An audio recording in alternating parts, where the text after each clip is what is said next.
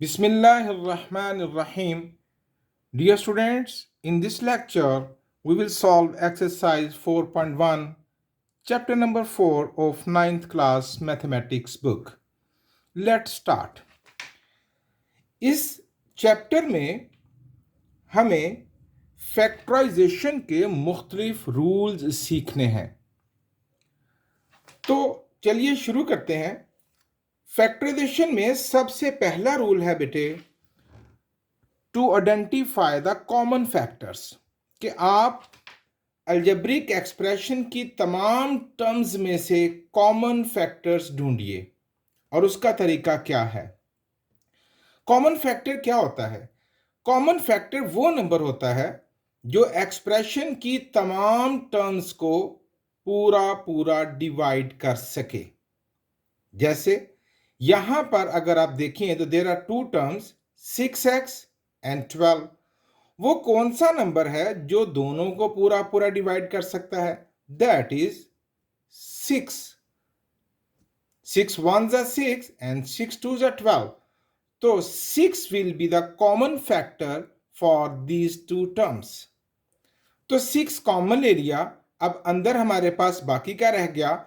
जो कॉमन होता है एक्सप्रेशन की तमाम टर्म्स को उस कॉमन फैक्टर से डिवाइड कर दिया जाता है। तो जब हम 6x को 6 से डिवाइड करेंगे तो 6 कट जाएगा, बाकी बच जाएगा हमारे पास x प्लस 6। 12 को 6 से डिवाइड करें तो 6 2s are 12। तो ये हमारी फैक्टराइजेशन हो गई कॉमन फैक्टर की मदद से। ये दोनों नंबर अब क्या कर रहे हैं? एक दूसरे के साथ मल्टीप्लाई। फिर देखते हैं उसी तरह वो नंबर जो सबको डिवाइड कर सकता है, वो टर्म जो सबको डिवाइड कर सकती है वो है 5। 15 एंड 20, 5 दोनों नंबर्स को डिवाइड कर सकता है। अब उसके साथ आगे वेरिएबल को कंसीडर करें तो y दोनों टर्म्स में मौजूद है।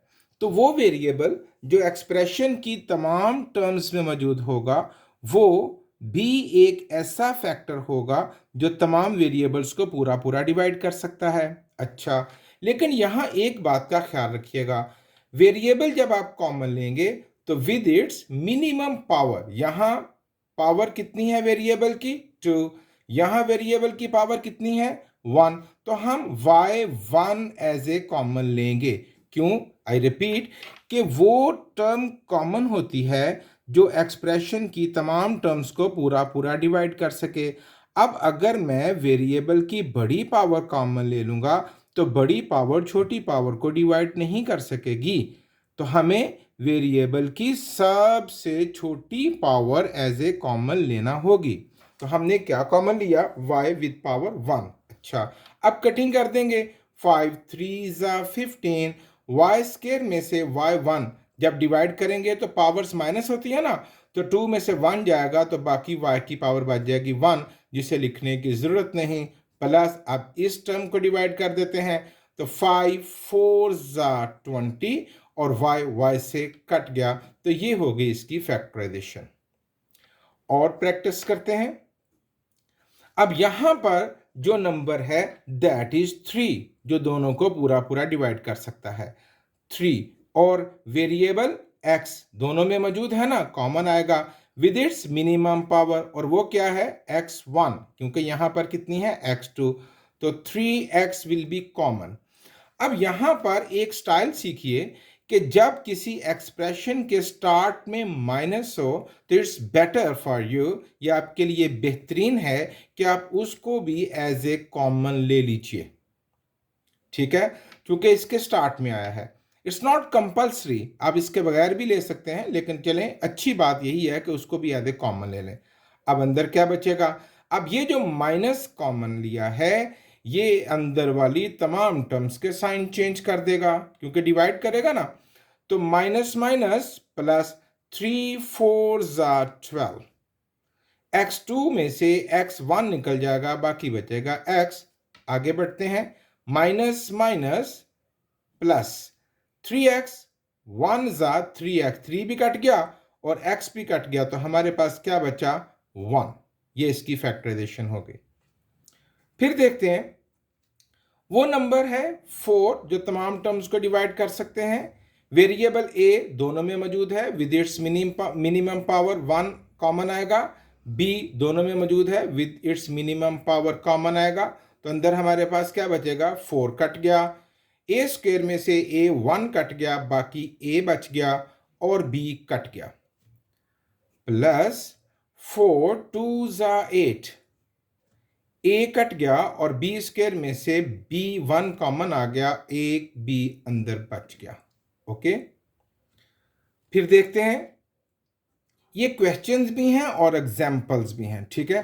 Okay, what is the common hair, x. देखिए वाई सब में नहीं है ना, और कोई नंबर भी ऐसा नहीं जो सबको पूरा पूरा डिवाइड कर सके। So x is common here with its minimum power and that is 1। तो व्हाट वी लेफ्ट, इधर से x कट गया तो बच गया हमारे पास y माइनस 3। x2 में से x कट गया, बाकी बच गया x, प्लस x कट गया और बाकी बच गया 2। ओके, यहां देखते हैं 3, 9 एंड 15। 3 एक ऐसा नंबर है जो तीनों टर्म्स को पूरा पूरा डिवाइड कर सकता है।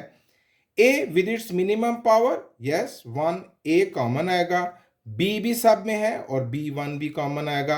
अंदर क्या बच जाएगा, 3 कट गया, a स्क्वायर में से a कट गया, बाकी a बचा और b कट गया। माइनस 3 3 ज़ा 9, a कट गया और b स्क्वायर में से b, बाकी b बच गया। प्लस 3 5 ज़ा 15, a भी कट गया और b भी कट गया। तो ये टर्म्स अंदर बच गई। तो it is the factorisation of this algebraic expression. तो ये था कॉमन फैक्टर को आइडेंटिफाई करना, तमाम एक्सप्रेशन की तमाम टर्म से कॉमन निकालना। ओके, क्वेश्चन नंबर 2 है फैक्टराइज एंड रिप्रेजेंट पिक्टोरियली। मैं अपने इस चैप्टर के स्टार्ट में द लेक्चर नंबर 26 उसमें एक्सप्रेशंस की फैक्टराइजेशन पिक्टोरियली और कंक्रीटली बहुत डिटेल से समझा चुका हूँ। यहाँ उस डिटेल से डिस्कशन नहीं होगी, we will just solve the questions. अगर आपने वो लेक्चर नहीं लिया तो प्लीज़ उस लेक्चर को अटेम्प्ट कीजिए ताकि ये क्वेश्चन आसानी से आपकी समझ में आ जाए। तो शुरू करते हैं। 5x प्लस 15 को जब हमने पिक्टोरियली रिप्रेजेंट करना है तो हम एक रेक्टेंगल लेंगे लाइक दिस। हम इस डायमेंशन को कह देते हैं x और इस साइड को कह देते हैं 5। So what will be the product, 5x। Okay, अब आगे क्या है हमारे पास 15। तो मैं एक और टाइल यहां पर लेता हूं, रेक्टेंगुलर टाइल एक और ली और इसकी इस डायमेंशन को नाम नंबर दे देते हैं 3, बिकॉज जब 5 इससे मल्टीप्लाई करेगा तो 5 3 ज़ा 15। तो ये हो गई हमारे पास pictorial representation of 5x plus 15। अब अगर मैं इसकी फैक्टराइजेशन शो करूं तो क्या बनेगी, एक साइड पर क्या आया x प्लस 3 और दूसरी साइड पर क्या आया हमारे पास 5। ये इसकी फैक्टराइजेशन हो गई। ओके, चलिए हम थोड़ा सा इंजॉय करते हैं। हमने पिछले क्वेश्चंस में फैक्टराइजेशन का रूल पढ़ा ना, कॉमन फैक्टर लेकर। जरा खुद से करते हैं। 5x प्लस 15 को जब हम फैक्टराइज करेंगे तो 5 विल बी कॉमन, अंदर क्या बचेगा, 5 कट गया, x प्लस 5 3 ज़ा 15। Oh yes, it is the same result here. तो इसका मतलब है जब आप पिक्टोरियल रिप्रेजेंटेशन से किसी एक्सप्रेशन को फैक्टराइज करते हैं तो वो वही आंसर देगा। अगर वो सेम आंसर है तो इस बात की भी तसल्ली हो गई कि हमने जो रिप्रेजेंटेशन की है that is absolutely right. Okay, आगे बढ़ते हैं। X square plus 4x plus 3। Okay, तो एक्स स्क्वायर है, परफेक्ट स्क्वायर है, I will take a square here, square जिसकी लेंथ और विड्थ इक्वल होगी। इस साइड को हम x कहेंगे और इस साइड को भी हम क्या कहेंगे, x। यहां ये याद रहे because as both terms are positive so we will fill these tiles. अगर नेगेटिव होती तो हम उनको ब्लैंक छोड़ देते। ओके, तो x से मल्टीप्लाई करेगा तो ये बनेगा x square and we will fill it. ये बन गया एक्स स्क्वायर। ओके, अब यहां पर मैं एक और टाइल लेता हूं आगे और मैं इसकी वैल्यू रखता हूं बच्चों 4। ओके, तो ये क्या बन जाएगा 4x। क्या बन जाएगा 4x। ओके, अब अगर मैं इसके आगे एक और टाइल लूंगा तो जब वो x का प्रोडक्ट बनेगा तो मेरे पास x की वैल्यूज आएंगी, जबकि मेरे पास x की वैल्यूज पूरी हो चुकी, एक्स स्क्वायर 4x। अब मेरे पास एक टर्म बाकी बच गया 3। सो मुझे एक नई सीरीज लेनी है। तो नई सीरीज में जब मैं यहां नीचे एक और टाइल लूंगा, लुक एट हियर,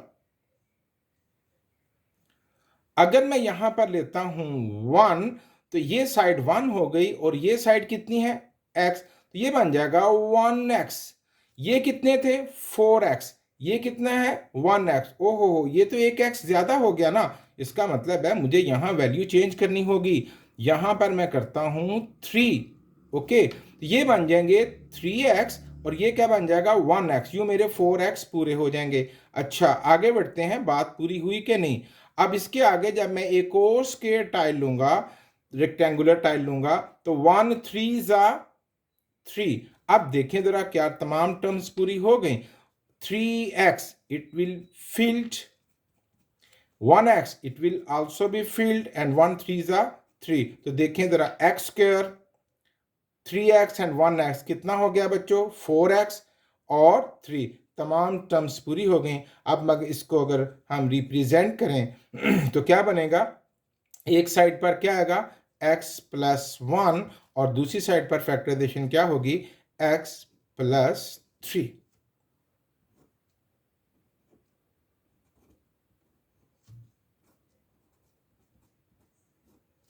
ओके, फिर से देखते हैं x square plus 6x plus 8. Okay, for x square I will take a square.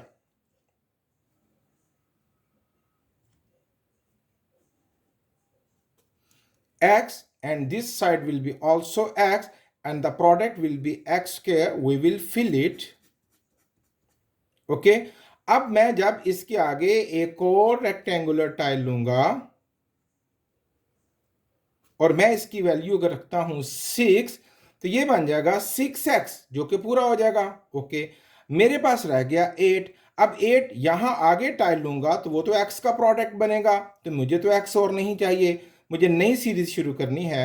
अब जब मैं यहां पर एक नई टाइल लूंगा, यहां पर जब मैं नई टाइल लेता हूं, लेट मैं उसकी वैल्यू रखता हूं 2। ये आपको थोड़ा सा कैलकुलेट मेंटली करना होगा। मैंने इसकी 2 कैलकुलेशन की तो ये मुझे मिल गया 2x because this side is of x, तो 2x इसको फिल कर दिया। अब ये कितने थे 6x, याद है ना 6x से मल्टीप्लाई करके 6x एंड 2x, ये तो हो गई 8x। ओह गड़बड़ हो गई, मुझे तो चाहिए ओनली 6x, तो मुझे यहाँ वैल्यू को कम करना होगा। तो मैं यहाँ वैल्यू क्या लेता हूँ 4।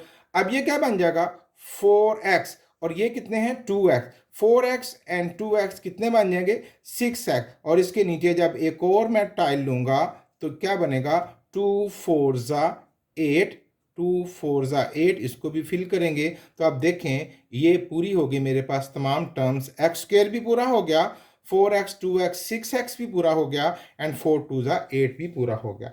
अब इसकी जो फैक्टराइजेशन है वो क्या बनेगी, एक साइड पर आया x plus 4 and the other side is x plus 2। Okay,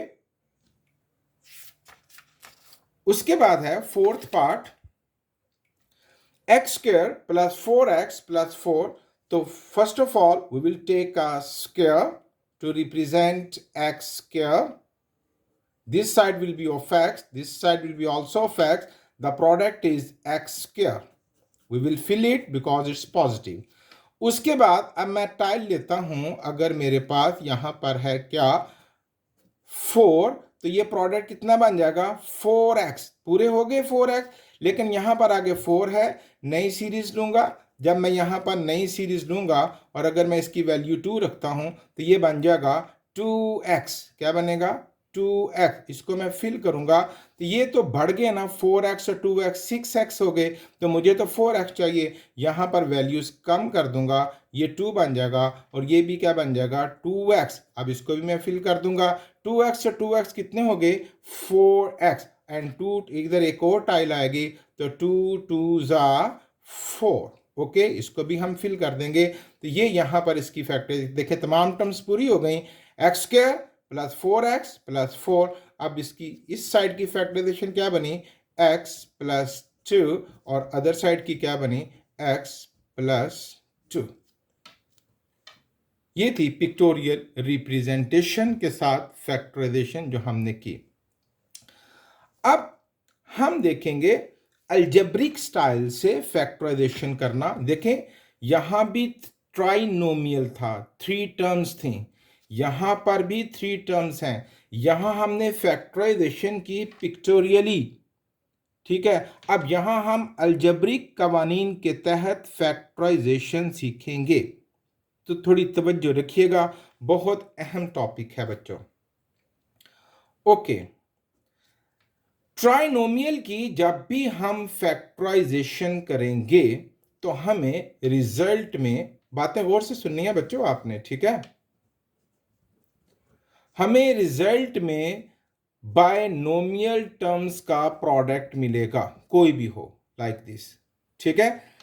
यानी ये बायनोमियल 2 टर्म्स है ना, ये भी, ये हमें कोई भी ट्राइनोमियल को जब हम फैक्टराइज करेंगे तो बायनोमियल टर्म्स का प्रोडक्ट मिलेगा, लाइक दिस, ये a प्लस बी और ये a प्लस बी, इस शेप में इसका आंसर होगा। अच्छा, ये तो एक पहचान बतलाई मैंने। अब what is the way to factorise the trinomial, trinomial 3 terms को फैक्टराइज करने का तरीका क्या है। तो बच्चों गौर से सुनिए, तरीका ये है कि ये जो दरमियान वाली टर्म है ना 1x, हम इसके 2 टुकड़े कर देंगे। जैसे हम कर सकते हैं 4x माइनस 3x, तो क्या बनेगा 1x। हम कर सकते हैं 8x माइनस 7x, तो क्या बनेगा 1x। हम कर सकते हैं 10x माइनस 9x, तो क्या बनेगा 1x। हम कर सकते हैं 100x माइनस 99x, तो क्या बनेगा 1x। ये a lot of pairs are here। आप ये गैलेक्सी ऑफ पेयर्स, आप ये इनफिनिट पेयर्स हैं, आप लगे रहें तो ये ख़त्म नहीं होंगे कि आप इसके 2 टुकड़े कर दें कि इसका रिजल्ट 1 आए। लेकिन बात मज़े की ये है कि इस पूरी गैलेक्सी में से, इस पूरे ढेर में से मेरे मतलब का पेयर सिर्फ एक ही है। उस एक पेड़ को ढूंढने की एक खास टेक्निक है, वो आपको सीखनी है। वो क्या है, वो ये है कि हम पहली टर्म को लास्ट टर्म से मल्टीप्लाई कर देते हैं, फर्स्ट टर्म को लास्ट टर्म से मल्टीप्लाई कर देते हैं। Here is x square and here is minus 12, so the result is minus 12x square, यही है ना -12x स्क्वायर।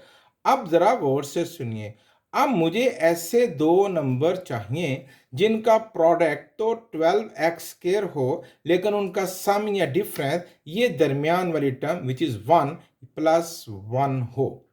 आई रिपीट, मुझे ऐसे 2 नंबर्स चाहिए जिनका प्रोडक्ट क्या हो 12x स्क्वायर और जिनका सम या डिफरेंस क्या हो +1। ओके, तो I guess 4 3 12, 4x into 3x, 4 3 12। अब मैं 4 के साथ प्लस लगा देता हूं और 3 के साथ माइनस लगा देता हूं। अगर मुझे 1 माइनस का चाहिए होता, लाइक दिस -12x स्क्वायर, और यहां पर चाहिए मुझे -1, तो अब मैं करता -1x, सॉरी ये 1x है ना, अगर मैं करता 4x इंटू 3x, अब मैं इसके साथ माइनस लगाता और इसके साथ प्लस, ताकि मुझे रिजल्ट में -1x मिल जाए, जबकि प्रोडक्ट में दोनों सूरतों में मुझे -12x स्क्वायर ही मिल रहा है। 4 3 12, x x x square, 4 3 12 and plus minus -12x square. तो ये वो पेयर है जो मेरे मतलब का है।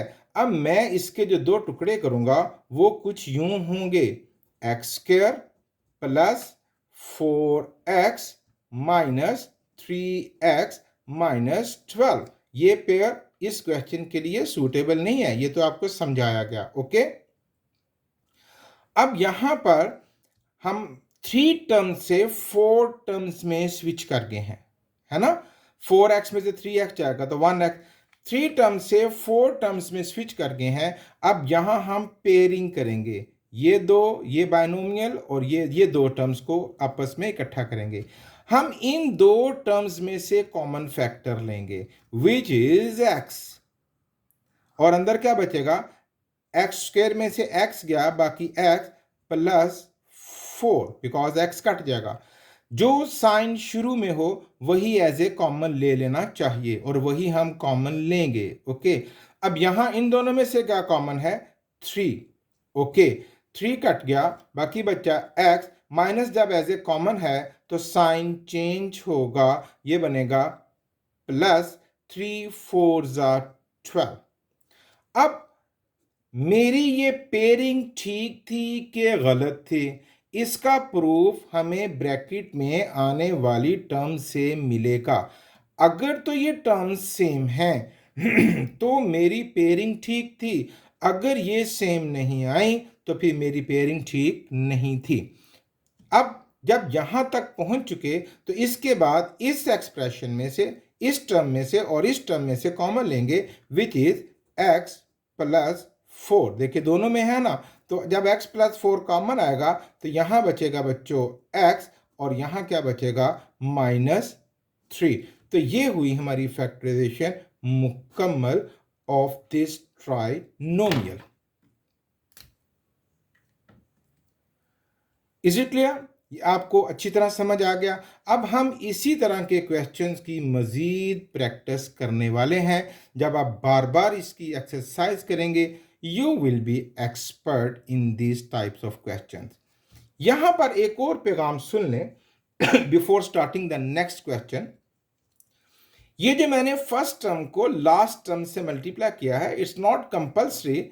ये अच्छा तो यही है, बेहतरीन तो यही है, लेकिन अगर आप थोड़ा सा इसको स्मार्ट वर्क कर लें तो भी चलेगा कि आप जस्ट इसके कोफिशिएंट को इस कांस्टेंट से मल्टीप्लाई कर दें तो ये बनेगा -12 लाइक दिस, -12। और अब यहां हमें सम क्या चाहिए, +1 एंड 4 3 12, इसके साथ प्लस और इसके साथ माइनस, ये वही पेयर मिलेगा 4x माइनस 3x। ये बस वर्किंग स्टाइल में फर्क आया है।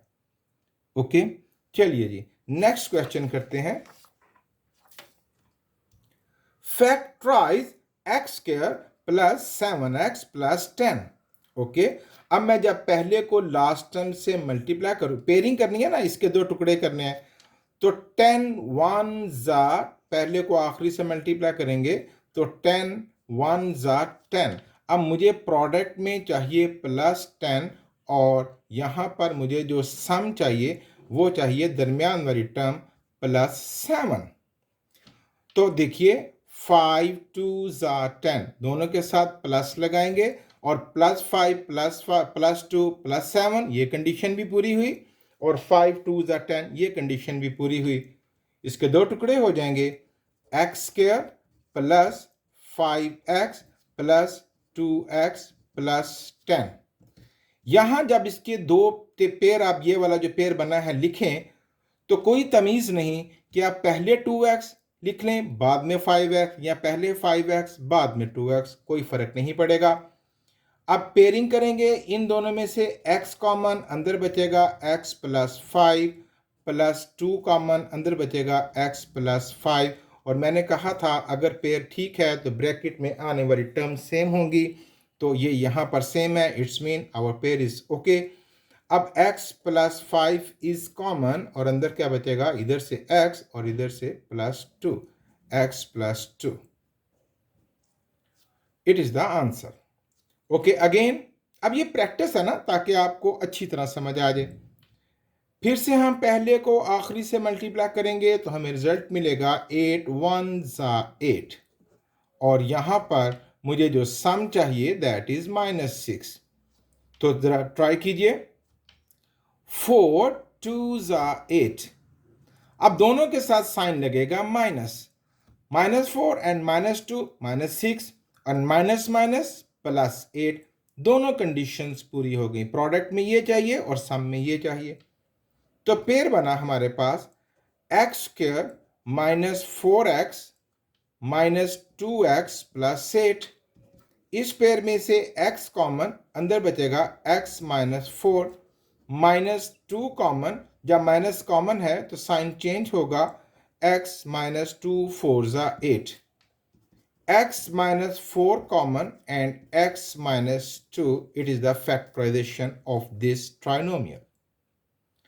Again, पहले को आखिरी से मल्टीप्लाई करें तो इट्स 56 -56, साइन का ख्याल रखना है बच्चों, ठीक है, साइन भी मल्टीप्लाई करेंगे, -56, और यहां पर मुझे सम क्या चाहिए, -1, तो आप देखिए 8 7 56। अब किसके साथ माइनस लगाऊंगा, डेफिनेटली 8 के साथ और इसके साथ प्लस, ताकि 8 में से 7 निकले तो -1 मुझे मिल जाए, प्लस माइनस माइनस 8 7 56, तो इसकी पेयरिंग बन गई x² -8x + 7x -56। x is common, x -8 plus 7 is common, x -8, and no, x -8 is common and x plus 7। Okay, उम्मीद करता हूं अब आपको ये अच्छे और आसान लगने शुरू हो गए होंगे। फिर देखते हैं, पहले को लास्ट टाइम से मल्टीप्लाई करें, the result is 24 -24 and we need the sum -10। Okay, तो 6 4 12 2 6 4 इसलिए नहीं कि वो हमें दोनों कंडीशंस पूरे नहीं करेगा, 12 2 24। अब यहां पर माइनस लगाते हैं और इसके साथ क्या लगाते हैं, प्लस। 12 में से 2 जाएगा तो -10 बच जाएगा, एंड प्लस माइनस माइनस 12 2 24, तो पेयर बन गया x² -12x + 2x -24। x is common, x -12 plus 2 is common, and x -2 12 24, x -12 common and x plus 2. Okay, next question is y² plus 4y -12, पहले को आखिरी से मल्टीप्लाई करें, the result is -12, the product is -12, and we need plus 4 as a sum। तो 6 2 12, इसके साथ plus और इसके साथ minus, y² plus 6y -2y -12, y is common, y plus 6 -2 is common, y plus 6, and y plus 6 is common, and y -2, it is the factorization। फिर देखते हैं, रफ्तार थोड़ी सी तेज हो गई क्योंकि अब ये बहुत दफ़ा हम क्वेश्चंस को कर चुके। पहले को आखिरी से मल्टीप्लाई करेंगे, that is 36, product is 36, and we need the sum 13 plus 13 over here। So 9 4s are 36 plus 9 plus 4, and y² plus 9y plus 4y plus 36, and y is common, y plus 9 plus 4 is common, y plus 9, y plus 9 is common, and what will be the left, y plus 4। Okay, question number 4, it's also factorize the trinomial। इसको factorize करना है, method is same। पहले को आखिरी से multiply करेंगे तो 2 3 6, okay, plus 6 चाहिए, और यहां पर हमें सम क्या चाहिए, प्लस 7, तो 6 1 6, दोनों के साथ प्लस लगेगा, प्लस 6 और प्लस 1 प्लस 7 बन जाएगा। सो इसकी फैक्टराइजेशन होगी 2x² plus 6x plus 1x plus 3। Okay, इन दो में से 2x कॉमन होगा, 2 कट गया, x² में से x कॉमन, बाकी x प्लस 2 3 6।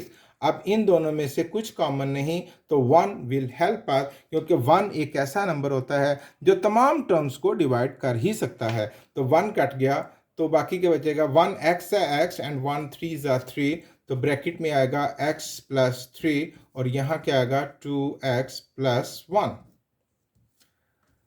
जी बच्चों, फिर से देखते हैं पहले को आखिरी से जब हम मल्टीप्लाई करेंगे तो 15 2 30 और यहाँ पर मुझे सम क्या चाहिए प्लस 11। तो 6 5 30। Okay, 2x square plus 6x plus 5x plus 15। 2x is common and x plus 3 plus 5 is common, x plus 3, 5 3 is 15. X plus 3 is common and 2x plus 5. Okay, again 4 3 12। अब मुझे यहाँ 12 चाहिए और यहाँ पर जो सम चाहिए दैट इज 13। तो 12 1 12। ये जो मैं इतनी तेजी से पेयर बना लेता हूँ it is just due to practice. जब आप भी इतने क्वेश्चंस की प्रैक्टिस कर चुके होंगे तो आपकी भी रफ्तार पेयरिंग की यही बनेगी, बड़ी तेजी से आप सोच सकेंगे। सो तो 4x square plus 12x plus 1x plus 3।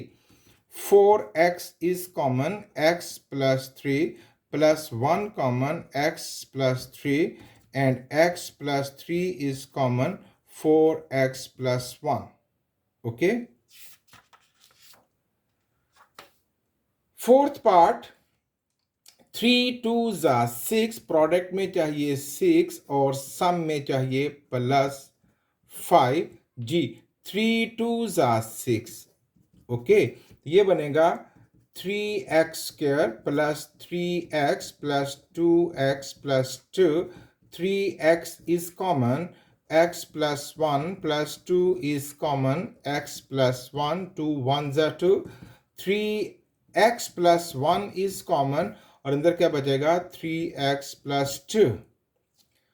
Once again 6 3 18, product में चाहिए 18 और सम में मुझे क्या चाहिए -11।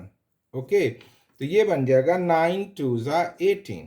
दोनों के साथ लगेगा माइनस माइनस माइनस प्लस और -9 -2 -11। 3y square minus 9y minus 2y plus 6। 3y is common, 3 cut गया, y स्क्वायर में से y बाकी y, -3 3 9 माइनस 2 इज कॉमन, 2 कट गया, y minus as a common आया है, साइन चेंज हो जाएगा, -2 3 6। ब्रैकेट में सेम टर्म्स आ गई, y -3 इंटू 3y -2।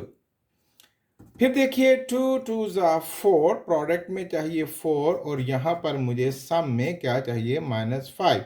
4 1 4, दोनों के साथ माइनस लगाएंगे, 2y square minus 4y minus 1y plus 2। 2y is common and no y minus 2 minus 1 is common। कुछ भी कॉमन ना हो तो मैंने बताया कि 1 कॉमन लेंगे, तो -1 कॉमन, अंदर बचेगा y, माइनस कॉमन है तो साइन चेंज हो जाएगा, y -2। So y -2 is common और अंदर क्या बचेगा 2y -1।